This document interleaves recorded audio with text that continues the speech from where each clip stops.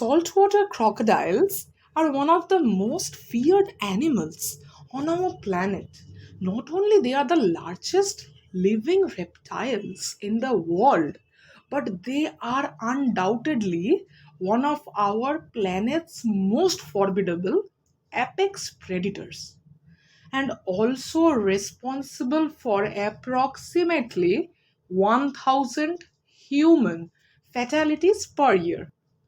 The following video will depict one of this unfortunate incident which tragically saw the life of 22-year-old Brett man come to an gruesome end when a massive saltwater crocodile would fatally attack in front of his closest friend on what was supposed to be a fun-filled outing.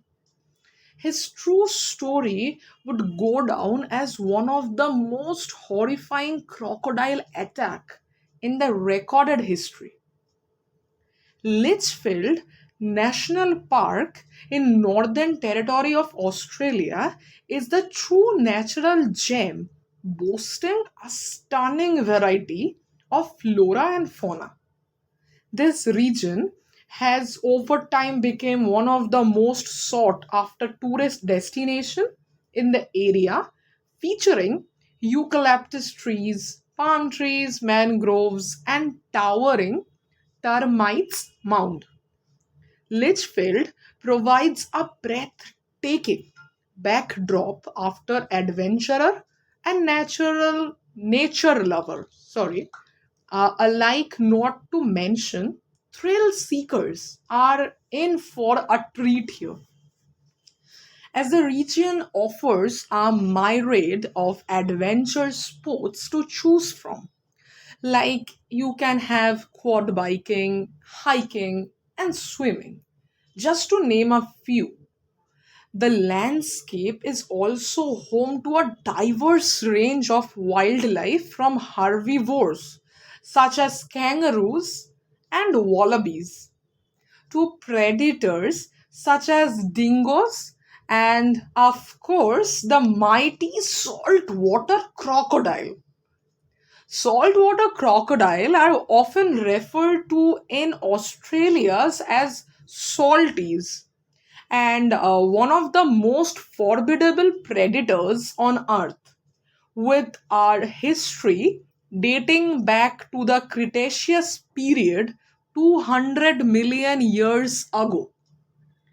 And as mentioned in the beginning of the video, the spectacular creature also possesses a bite force that measures a whooping 3,700 pound as per square inch, a power unmatched in the animal kingdom. With such immense force in their bite, a healthy, fully grown salty is capable of biting through almost anything that it wants, like including bone thick, tree trunks, or metal. They can like break anything. They are often observed crushing the shells of large turtles in the wild and literally breaking the bones of their prey in each movement. When they bite down on the limb, which is, of course, they rip it off since they can't chew by performing their infamous death roll. This allows them to devour large prey such as water buffaloes with reasonable ease, and they do it piece by piece. These reptiles are furthermore known for their stalking behavior, patiently waiting underwater for the ideal moment to strike you. They possesses remarkable stealth and they can remain submerged in water for 2 hours, like more than 2 hours, making them in like a significant threat to anybody who is unknowingly venturing into their territory.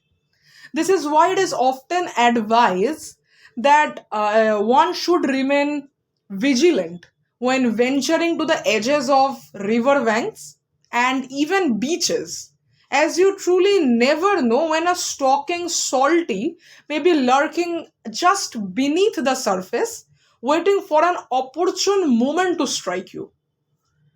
Bretman, along with his two friends, 19-year-old friend Sean Glowers and Ashley McGow, departed from their homes in December 21st, 2003. This story is 22 years ago. It happened at 11:40 a.m.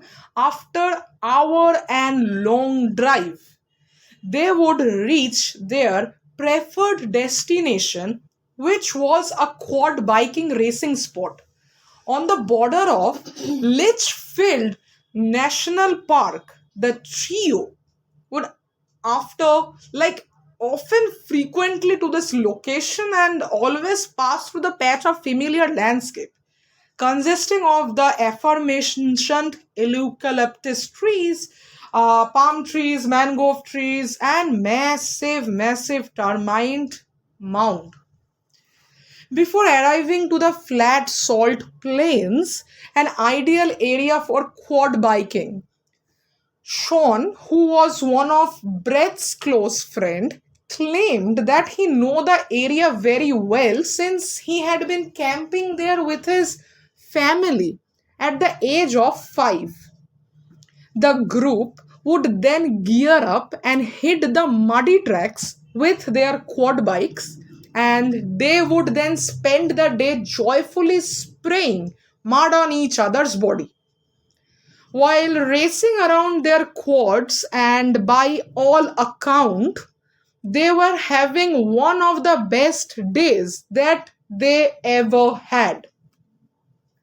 At the Kangaroo Flats, approximately 4:30 p.m., the group would go down to the nearby Finnis River and park their bikes close to the bank. They would then begin cleaning their sand and mud covered clothes and boots in the unusually high water of the river, unaware of the river's flood and the incoming strong tide and rapidly rising water levels. The group would wade into the water and began washing off. Just a few moments later, Brett would suddenly lose his footing as he was bathing in front of them, causing him to fall and sweat away by an abnormally powerful water current. A stunned Sean and Ashley, without hesitation, attempt to swim after him, which of course caused them as well to be trapped in the current grip, making it difficult for them to catch up with Brett, who was at this point vanished from their line of sight. Suddenly, Ashley's eyes would catch up the giant's head of the saltwater crocodile emerging from the river's surface just a few meters away from the Emmychen. He shouts, "Croc, croc, I am not joking. There is a fucking croc. Head out for a tree. Get out of the water." After which, Sean, who was just a few meters away from him, would direct his movement towards an upcoming tree, which he could climb up a few moments later. Ashley would also manage to direct himself towards the same tree, where he and Sean would then perch themselves into, as he desperately calling out for his friend Brett, who was nowhere to be seen. The silence was undoubtedly deafening for the pair, and it had quickly become evident that something had gone terribly wrong.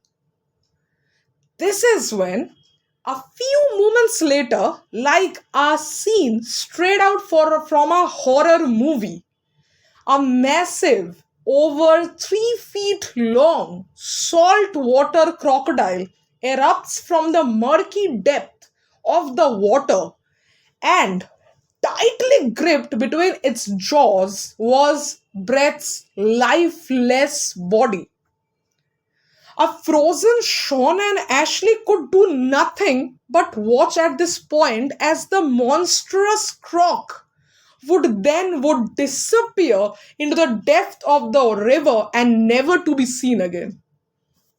Our traumatized teenagers would then spend the whole night perched up onto the tree, keeping each other awake, shivering and terrified of the croc who had been lurking just below, watching them occasionally surfacing and resurfacing.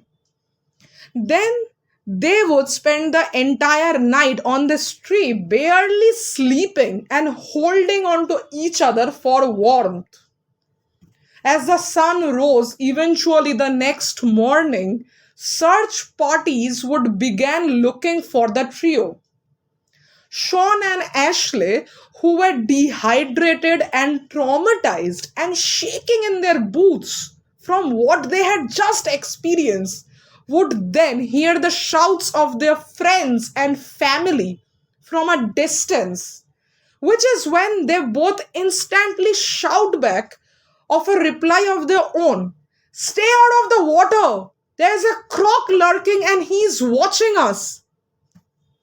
A task force was thereby created to hunt the crocodile and find Brett's remains. However, as the days passed and despite intense search efforts, the search party would inevitably fall short of finding the crocodile or Brett's body, which would lead them to conclude that he was likely entirely consumed by the giant reptile. As more days passed, the flooded river would continue to rise and litter debris which had surfaced would make the search efforts even more challenging. It wasn't until about 1 week after the attack the Park and Wildlife Service ranger would locate a 3.8-meter crocodile not far from where Brett had been taken. And the ranger would shoot this crocodile, causing it to sink to the bottom of the river. But strangely enough, despite this successful quote and unquote, kill the croc's body never surfaced, nor were efforts made for the body to recover, leaving a necropsy out of the question to determine if this croc was indeed one who had taken Brett. Crocodile attacks are a common occurrence in Northern Territory where populations are high and where tourists from all around the world often flock to witness them in their natural habitat. In fact, one of the most popular tourist attractions in Australia is the jumping crocodile cruise, which entices crocodile to leap out of the water by dangling a piece of meat off a boat. And despite the inherent risk of such activities, which inevitably cause this apex predator to associate food with human beings, visitors till this day continue not to just tour this area but partake in these dangerous activities. Brett Mann's tragic passing had a profound influence on the community of the Darwin, where the trio was from, with Ashley still grappling to this very day with the trauma of the ordeal, and Sean, who works for his family business, is still so traumatized by the attack that he continues to very this day to advise his own customers to remove any inflatable crocodile toys from their pools before he arrives to clean them. Brett's parents have since divorced and moved away from Darwin, but every year his family, along with Ashley and Sean and few more of his friends, religiously gather at the site where he had passed away to pay tribute to him by sharing fond memories, playing music, enjoying barbecue and drinks to his honor.